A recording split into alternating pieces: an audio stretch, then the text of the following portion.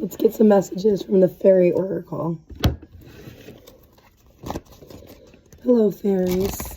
And what message do you have today on this Tuesday, March 28th?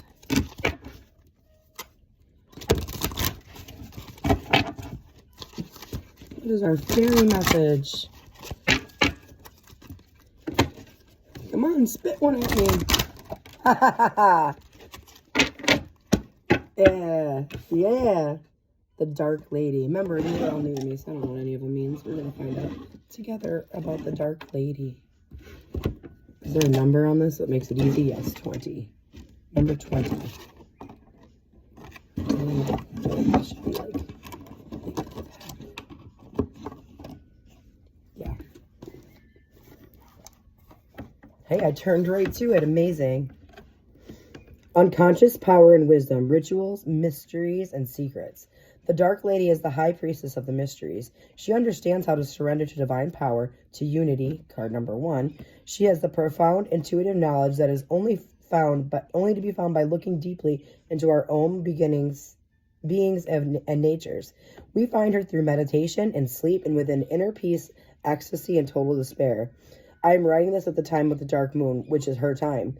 She is the guardian of being unborn, of unconscious ideas, and of seeds sprouting in the dark, cold earth, tender and fragile, and yet unready to face the bright sun and the winds of spring. She holds the embryonic hopes we have not yet realized we have.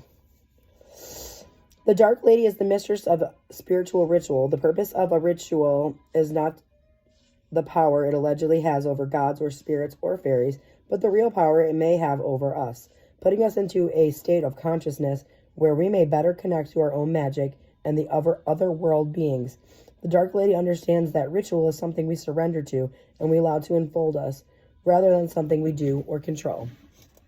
When we have been through a living cycle, birth and growth with the maiden, nurturing and fulfillment with the bright mother, and releasing and letting go with the Lady of the Harvest, it is the Dark Lady who passes with us through the night of endings and death, whether of the body or of the soul, or simply of something passing through our lives. It is she who holds and guides us as we reconceive ourselves and prepare to be born anew. And as simple as active breathing, we see all 4 of them, inhaling with the maiden, the moment of fullness with the bright mother, exhaling with the Lady of the Harvest, and the moment of empty waiting, stillness with the Dark Lady. She is there in our very last moments of deepest grief, helping us to move forward to the stillness and peace of the place beyond grief. Our sorrows are transformed within her. She teaches us surrender, walking with us through the valley of the darkest shadow. She is there as we experience the ecstasy of release. Then she guides us back to this reality, renewed and illuminated. From her come those spiritual awakenings that seem to blossom within us out of nowhere. When we travel through the darkness, inner or outer, we learn the strengths of the Dark Lady.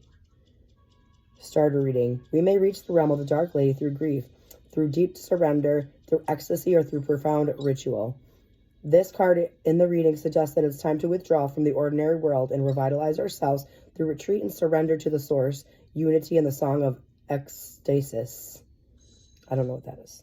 This is a time of preparation for rebirth, of restoration and regeneration. What is hidden is getting ready to be revealed.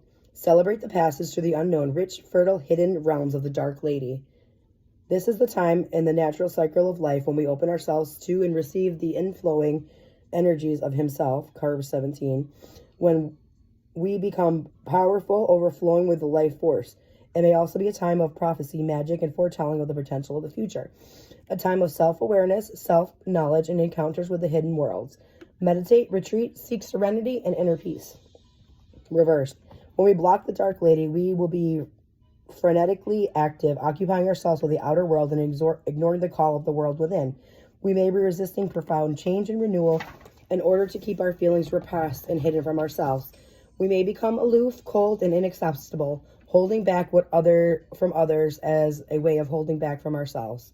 When we twist her living process within us, we may experience sexual blocks or frigidity or impotence or some other forms of disability in making connection with others with the source of being. and with the source of being. At worst, we use the magic of the inner realms for the purposes of destruction and manipulation, becoming black magicians. If we choose to do this, which is the closest thing the fairies know to an unforgivable sin, we may harm others, and we shall certainly do very serious damage to ourselves.